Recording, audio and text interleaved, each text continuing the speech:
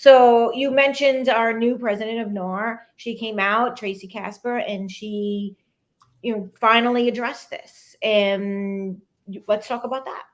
Yeah, well, I mean, I'm annoyed, and no problem telling you. She came out and said this is a long legal battle, and it's going to take time, and they hope they'll win. So to that, I say, what has Tracy, and I'll ask, Tracy to meet us online. The lawyers they retained lost the trial. I don't think due to their own fault. I think that the facts were stacked against them because the format that they used is so ingrained. They didn't realize that this approach was itself violative of antitrust practices. Meaning, did it exist? Did someone leave the refrigerator open? Yes or no? It's not a good reason. Did it happen? And the judge and the court used the per se standard. Was the refrigerator open? Was offering compensation not to the other? Why was it open? Not why. Was there a good reason?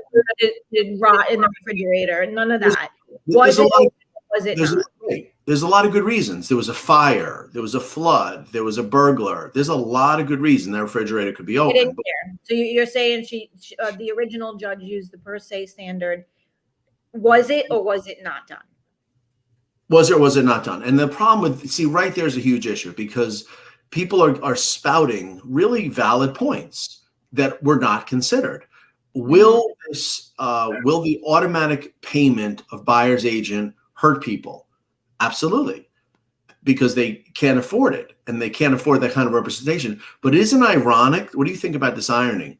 The plaintiffs in this case needed representation and they hired the right professionals and they were paid out of the award. So in this case, the realtor would have to do the same thing, have to demonstrate their value and get repaid out of the transaction. Mm-hmm. So what happened here was the people with all the great points did not get a chance to show them. So we have an issue where they said the judge was wrong, this was wrong, and we're going to appeal. Now we're going to talk about the appeal. You and I, from what you understand, the clock has not started on the appeal because we have not gotten a decision. There was a verdict, as we know, 8-0. One juror was relieved for unknown reasons. The jury answered 4 questions over 150 minutes, and this whole American landscape changed. So the only question on appeal, if there is an appeal, we're going to describe how impossible there is to be an appeal, is did the court err as a matter of law? Which standard did they use? Not was the light red, was the light green, not will it hurt buyers? And this is a pretty esoteric point of law. Is what the only question is, did the judge use? I have to interrupt you there for a second, because the reason you're saying this is because we're hearing everyone saying we are going to appeal. I hear this from agents everywhere, and you and I have been talking about that. Well, if there's going to be appeal, how can there be an appeal? What is the appeal process? How do you get an appeal granted? What would that cost be? What would the bond look like? And there's my dog barking. He's even upset about this. We all are.